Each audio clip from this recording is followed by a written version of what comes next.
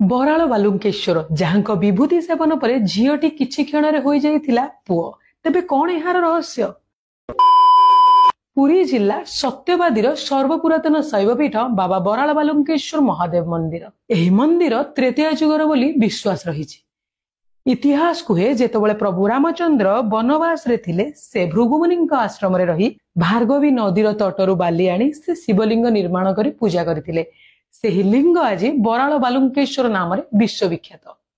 किंबदंती अनुसार आठगड़ राजंकर 7टी झील थिले। बाबांकर जणे सेवायत राजा को भेटी प्रतिश्रुति देइथिले तांकर परवर्ती संतान पुओ हेबो, किंतु पुनश्च तांकर झीयटीए होइथिला। बाबांकर सेही सेवायतंक निर्देश क्रमे राजा निज झीय को बाबांक विभूति खुआई कदली पत्र उपरे ओलटाई शुआई देइथिले। बाबांकर अलौकिक महिमा हेतु किछि क्षण मध्यरे झीयटी पुओरे परिणत होई जाइतिला।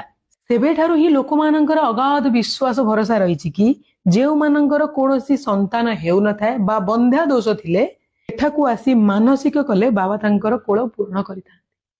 जदि आपण माने केबे पुरी जाउछन्ती सत्यवादीर एही पुरातन शैवपीठ को आसीबा पई जमा भी भूलिबेनी।